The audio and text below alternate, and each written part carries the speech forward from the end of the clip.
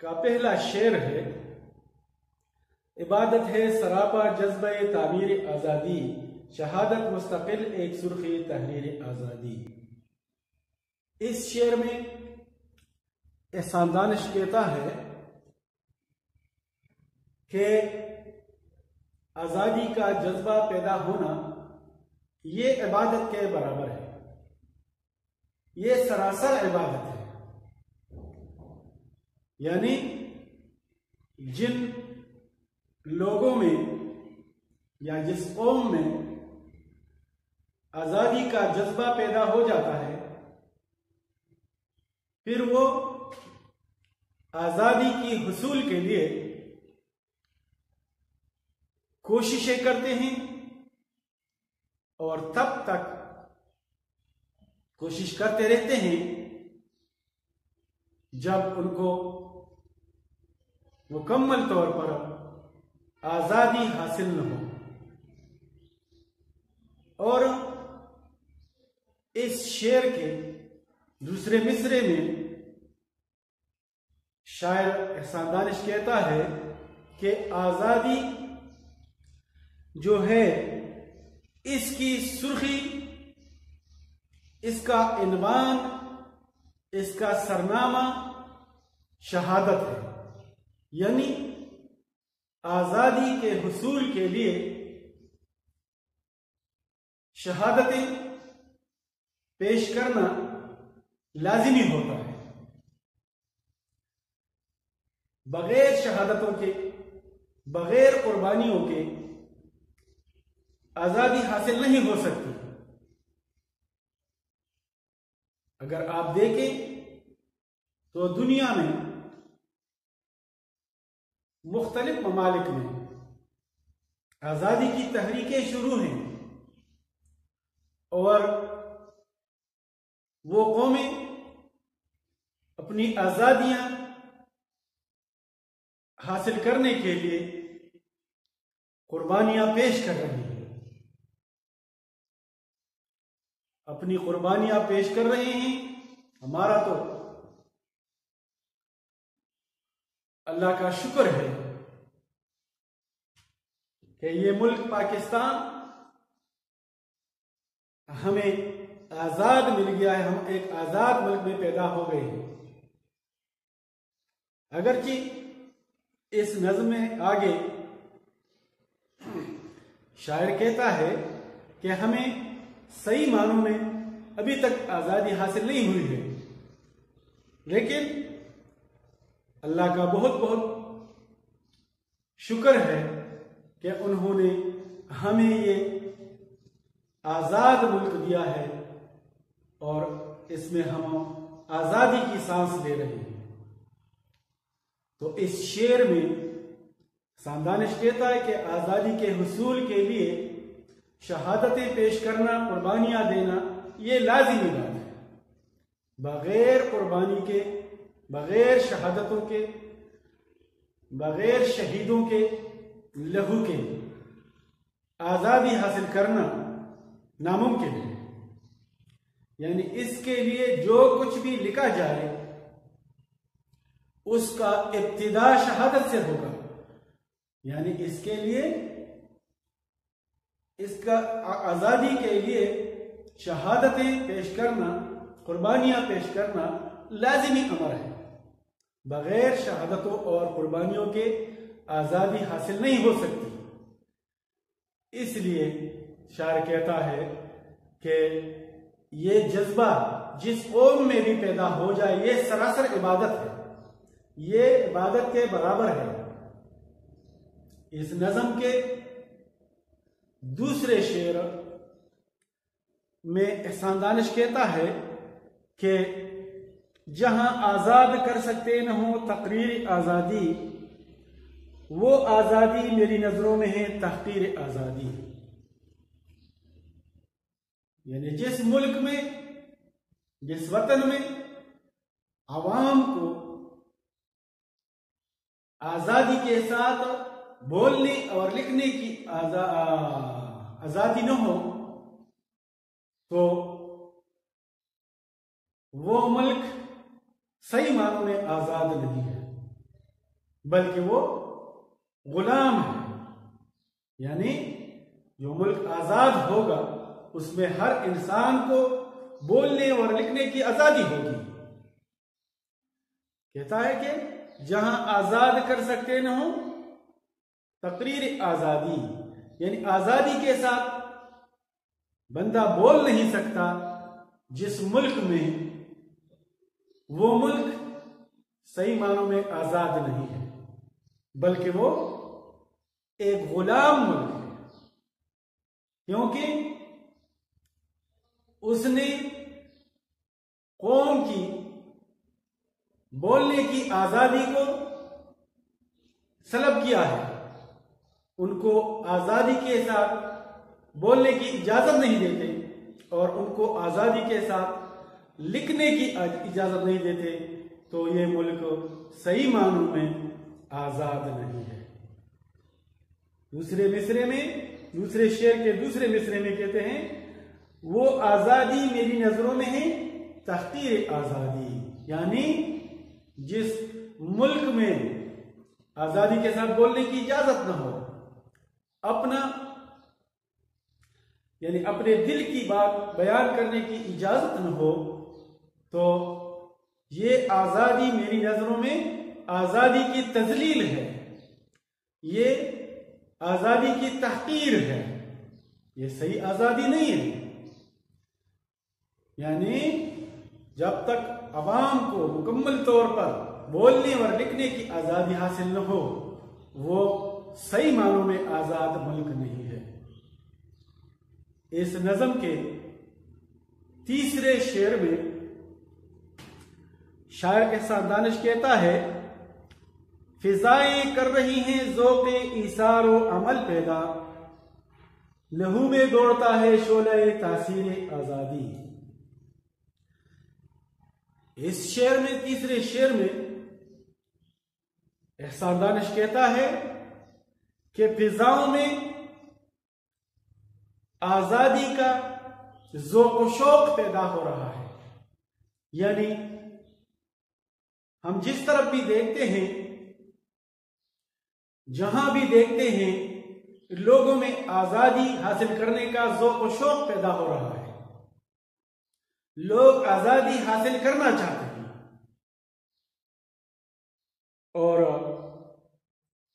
اس تیسرے شعر کے دوسرے مصرے میں کہتا ہے کہ لہو میں دوڑتا ہے شعلہ تاثیر آزادی. یعنی لوگوں کے لہو میں، خون میں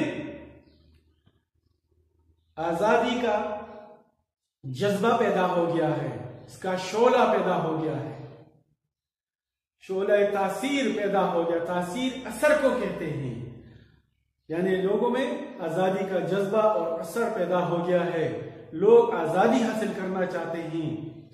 تو جس طرف بھی ہم دیکھتے ہیں آہستہ آہستہ ہر کوئی آزادی کے بارے میں کہہ رہا ہے کہ ہمیں آزادی چاہیے، آزادی چاہیے کہ ہم آزادی کے ساتھ سب کچھ بول سکیں، لکھ سکیں. تو اس شعر میں فضائیں کر رہی ہیں ذوق ایثار و عمل پیدا. ایثار قربانی کو کہتے ہیں. یعنی فضاؤں میں ہم چاروں طرف دیکھتے ہیں تو لوگوں میں آزادی کے حصول کا جذبہ پیدا ہو رہا ہے. اس کے لیے قربانی دینے کا عملی طور پر مظاہرہ پیش کیا جا رہا ہے، اور لوگوں کے خون میں بھی آزادی کی تاثیر پیدا ہو رہی ہے. لوگ آزادی حاصل کرنا چاہتے ہیں. تو اس نظم کے چوتھے شعر میں احسان دانش کہتا ہے جو کہنا تھا اسے سب کہہ گیا قرآن کے پردے میں. جو کہنا تھا اسے سب کہہ گیا قرآن کے پردے میں. زمانہ حشر تک کرتا رہے تفسیر آزادی. یہ چوتھا شعر ہے. چوتھے شعر کے پہلے مصرے میں احسان دانش کہتا ہے کہ اللہ تعالیٰ نے آزادی کے بارے میں جو کچھ کہنا تھا، یعنی اللہ تعالیٰ انسان کو آزاد دیکھنا چاہتا ہے اور اسے آزادی کے ساتھ اس کائنات میں غور و فکر کرنے کی دعوت دیتا ہے، تو اللہ تعالیٰ نے انسان کی آزادی کے بارے میں جو کچھ کہنا تھا وہ قرآن میں صاف صاف بتا دیا ہے، قرآن میں بتا دیا ہے۔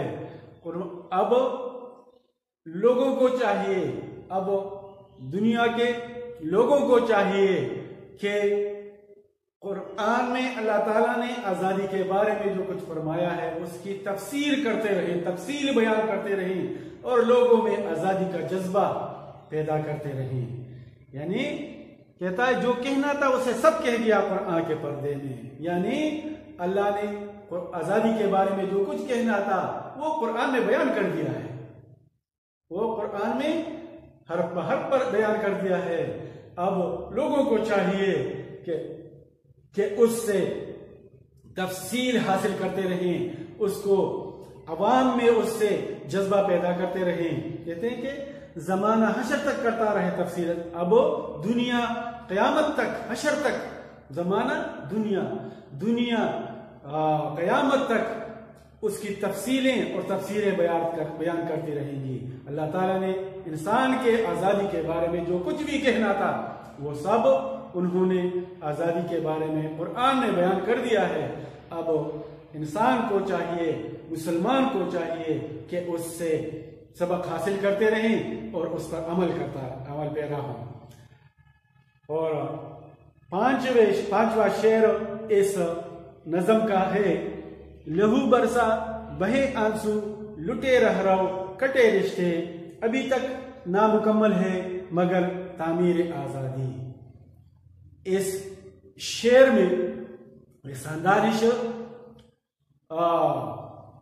آزادی کے بارے میں کہتا ہے کہ اس آزادی کے حصول کے لیے تو ہم نے بہت قربانیاں دی، اس کی خاطر ہم نے اپنا لہو بہایا، خون بہایا، آزادی کی خاطر ہم نے اپنا خون بہایا، اس کی خاطر ہم نے آنسو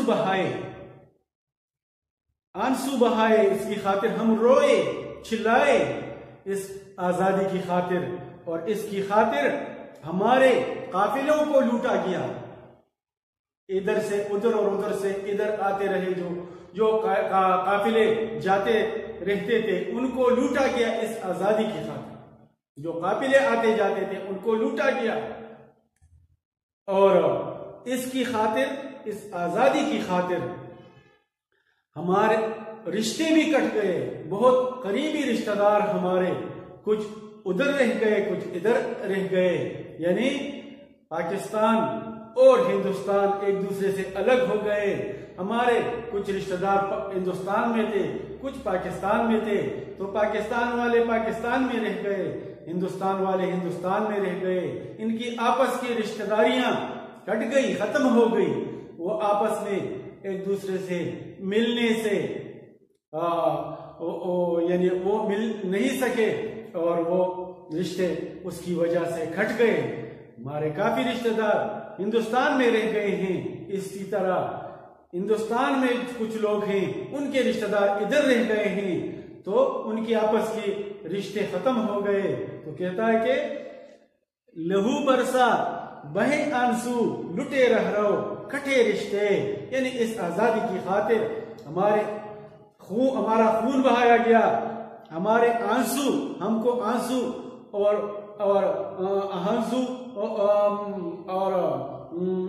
رلایا گیا ہم کو، اور ہمارے رہرو اور قافلے اس کی خاطر لوٹے گئے اور ہمارے رشتے کٹ گئے اس آزادی کی خاطر، ابھی تک نامکمل ہے مگر تعمیر آزادی۔ یعنی دوسرے شعر میں، اس پانچویں شعر کے دوسرے مصرے میں احسان دانش کہتا ہے کہ ہم ابھی تک، یعنی اتنی قربانیاں دینے کے باوجود ہم ابھی تک صحیح معنوں میں آزادی حاصل نہ کر سکے، ابھی تک ہم ذہنی طور پر غلام ہیں، ہم پر دوسروں کے فیصلے مسلط ہوتے ہیں، صحیح معنوں میں ہم آزاد نہیں ہوئے۔ عزیز طلبہ، ہم اپنی سبق کا دوسرا حصہ شروع کر رہے ہیں۔ ہم نے نظم آزادی کے چند اشعار کی تشریح بیان کی اور اب اس کے باقی جو اشعار ہیں اس کی تشریح بیان کرنے کی کوشش کریں گے۔ اس نظم کا چھٹا شعر ہے۔ شاعر کہتا ہے کہ تعجب ہے غلامی کے شبستانوں کی زینت ہے، کینچی ہے جو ہمارے خون سے تصویر آزادی۔ یعنی اس شعر میں شاعر کہتا ہے کہ میں حیران ہوں جس آزادی کی تصویر کو ہم نے اپنے خون سے کھینچی ہے، وہ غلامی کی شبستانوں کی زینت بنی ہوئی ہے۔ یعنی اگرچہ ہم نے یہ آزادی خون دے کر حاصل کی ہے، اس کی خاطر ہم نے اپنی جانوں کا نذرانہ پیش کیا اور اس آزادی کو حاصل کیا، لیکن ابھی تک ہم نے جو قربانیاں پیش کی ہے اس کی صحیح معنوں میں ہم نتیجہ حاصل نہ کر سکے۔ ہم صحیح معنوں میں ابھی تک آزاد نہیں ہیں، یعنی ہماری وہ قربانیاں اپنے صحیح جگہ پر حاصل نہیں کر سکے۔ ابھی تک ہم غلامی کے زنجیروں میں جکڑے ہوئے ہیں۔ کہتا ہے کہ تعجب ہے، یعنی مجھے بڑی تعجب اور حیرانی ہے، بڑی حیرانی ہے، تعجب ہے غلامی کے شبستانوں کی زینت ہے۔ یعنی بڑی حیرانی کی بات ہے، بڑی تعجب کی بات ہے کہ ہماری وہ تصویر جو ہے وہ غلامی کے شبستانوں کی زینت بنی ہوئی ہے۔ غلامی کی شبستان یعنی شبستان رات گزارنے کی جگہ کو کہتے ہیں، تو ہماری رات گزارنے کی جگہ جو ہے، غلام لوگ جہاں سوتے ہیں، ہماری جدوجہد کی وہ کوششیں جو ہے وہ ابھی تک اس شبستانوں تک وہاں تک ہے، یعنی اس سے آگے نہیں بڑھے اور اپنا مقصد ابھی تک حاصل نہ کر سکے۔ تعجب ہے، غلامی کے شبستانوں کی زینت ہے، کھینچی ہے جو ہمارے خون سے تصویر آزادی۔ یعنی ہم نے اپنے خون اور لہو سے جو آزادی کا جو تصویر بنایا ہے وہ ابھی تک غلامی کے شبستان کے اوپر لگا ہوا ہے، اس کی زینت بنی ہوئی ہے، اور یہی وجہ ہے کہ ہم ابھی تک صحیح معنوں میں آزاد نہ ہو سکے۔ اس 7ویں شعر میں شاعر ساندانش کہتا ہے تخیر ہے کتاب اللہ زیب طاقی نسیاں ہے، تعجب ہے کوئی کرتا نہیں تفسیر آزادی۔ تخیر ہے، حیرانگی ہے، یعنی میں بہت حیران ہوں، مجھے حیرانگی ہوتی ہے، میں حیران ہوں کہ کتاب اللہ طاق میں رکھ کر بلا دیا گیا ہے، اور حیران ہوں کہ آزادی کی تشریح کرنے والا کوئی نہیں ہے۔ یعنی کہتا ہے کہ اللہ کی کتاب کو طاق کا زینت بنایا گیا ہے۔ طاق دیواری الماری کو کہتے ہیں، دیوار میں بنی ہوئی جو الماری ہوتی ہے اس کو طاق کہتے ہیں۔ تو کہتے ہیں کہ اللہ کی کتاب یعنی قرآن کو طاقوں کا زینت بنایا گیا ہے، دیواری الماری کا زینت بنایا گیا ہے، یعنی وہاں پر رکھا گیا ہے اور کوئی اسے اٹھاتا نہیں۔ تحیر ہے کتاب اللہ زیب طاقی نسیاں ہے، زیب زینت خوبصورتی کو کہتے ہیں، طاق دیواری الماری کو کہتے ہیں، نسیاں بلانے بھولنے کے مرض کو نسیاں کہتے ہیں، یہ ایک مرض ہے جس میں انسان ہر بات کو بھول جاتا ہے، تو کہتا ہے کہ مجھے بڑی حیرانی ہوتی ہے، میں حیران ہوں کہ اللہ کی کتاب کو طاقوں کا زینت بنایا گیا ہے، اور ایسی طاقوں کا جس کو ہم نے بلا دیا ہے، اب ہم اس کو اٹھاتے بھی نہیں۔ تو تخیر ہے کہ کتاب اللہ کو ہم نے نسیان کی طاق کا زینت بنایا ہوا ہے، یعنی ایسے طاق میں رکھا ہے جس کو ہم کھولتے بھی نہیں، اٹھاتے بھی نہیں۔ اور دوسرے مصرے میں کہتا ہے کہ تعجب ہے کوئی کرتا نہیں تفسیر آزادی، بڑی تعجب کی بات ہے، بڑی حیرانگی کی بات ہے کہ اب کوئی بھی نہیں کہ وہ آزادی کے بارے میں تفسیر بیان کرے، تفصیل بیان کرے، لوگوں میں جذبہ پیدا کرے، لوگوں میں شوق اور جذبہ پیدا کرے کہ وہ آزادی حاصل کرے۔ تو یہ کہتا ہے کہ مجھے بڑی حیرانی ہوتی ہے کہ اللہ کی کتاب کو ہم نے طاقوں کا تو زینت بنا دیا ہے، اور کوئی بھی نہیں کہ اسے اٹھا کر لوگوں میں آزادی کا جذبہ پیدا کرے۔ اور 8ویں شعر میں احسان دانش کہتا ہے کہ ابھی تو وہ سلاسل میں ہیں آزادی کے دیوانے، مگر زندہ کے دروازے پہ ہے تصویر آزادی۔ اس 8ویں شعر میں شاعر احسان دانش کہتا ہے کہ آزادی کے دیوانے ابھی تو سلاسل میں جکڑے ہوئے ہیں۔ تو پندے کو کہتے ہیں، پندہ جو گلے میں ڈالتے ہیں، جو رسی گلے میں ڈالا جاتا ہے جس سے پھانسی دیتے ہیں، اسے توق کہتے ہیں۔ توق کہتا ہے کہ ابھی تو کو سلاسل میں ہیں آزادی کے دیوانے، یعنی آزادی حاصل کرنے کے لوگ جو ہیں وہ مختلف رسیوں اور زنجیروں میں جکڑے ہوئے ہیں، ان کو جکڑا گیا ہے، ان کو باندھا گیا ہے، ان کو باندھ کے رکھا گیا ہے۔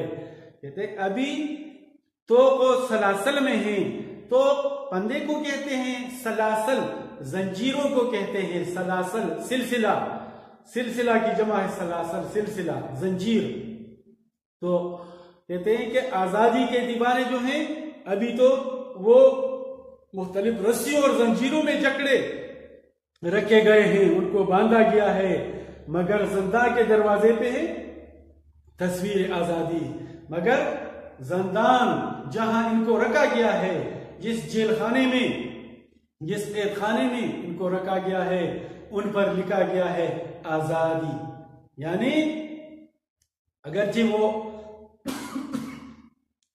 غلام ہیں، ان کو پابند رکھا گیا ہے، ان کو باندھا گیا ہے، پھر بھی اس کے باہر لکھا گیا ہے آزادی۔ تو کہتا ہے کہ مگر زندان کے دروازے پہ ہے تصویر آزادی، یعنی زندان پر کیا لکھا ہے، کون سا تصویر لگایا گیا ہے؟ آزادی کا تصویر لگایا گیا ہے کہ ہم لوگ، اس سے مراد ہے کہ ہم لوگ آزاد ہیں، لیکن صحیح معنوں میں آزاد نہیں ہیں، صحیح معنوں میں آزاد نہیں ہیں۔ اور آخری شعر میں اس نظم کا جو مقطع ہے، آخری شعر جو ہے، اس میں شاعر کہتا ہے کہ تڑپ کر بزم میں دانش چلے آئے ہیں پروانے، اندھیروں سے مگر پوٹی نہیں تنویر آزادی۔ یعنی اس شعر میں احسان دانش کہتا ہے کہ احسان دانش آزادی کے پروانے تڑپ تڑپ کر محفل میں چلے آ رہے ہیں، حالانکہ ابھی تک آزادی کی روشنی اندھیروں سے نمودار نہیں ہوئی ہے۔ یعنی اگرچہ آزادی کے پروانے محفل میں جمع ہو رہے ہیں، یعنی بہت سے لوگ آزادی حاصل کرنا چاہتے ہیں، آزادی کی خاطر اپنے آپ کو قربان کرنا چاہتے ہیں، آزادی کی شمع پر اپنے آپ کو جلانا چاہتے ہیں، لیکن ابھی تک ان کو آزادی کی کوئی نور نظر نہیں آئی ہے جس پر وہ اپنے آپ کو قربان کریں۔ تو وہ دیکھتے ہیں، وہ اس تلاش میں ہیں کہ کہاں سے آزادی کی نور پھوٹے گی جس پر ہم اپنے آپ کو قربان کریں۔ کہتے ہیں کہ تڑپ کر بزم میں دانش چلے آئے ہیں پروانے، اندھیروں سے مگر پھوٹی نہیں تنویر۔ یعنی ہر طرف اندھیرا ہی اندھیرا ہے، ہر طرف اندھیرا ہے اور کوئی روشنی نظر نہیں آ رہی. یعنی تنویر نور سے ہے، نور روشنی کو کہتے ہیں. ہر طرف اندھیرا ہے چاروں طرف اور اس میں کوئی نور اور روشنی نظر نہیں آتی، ورنہ آزادی کے پروانے جمع ہو رہے ہیں اور آزادی پر اپنے آپ کو قربان کرنے کے لیے محفل میں جمع ہو رہے ہیں. اور ان کو جہاں بھی نور اور روشنی نظر آئے گی تو یہ اس پر اپنے آپ کو قربان کر دیں گے.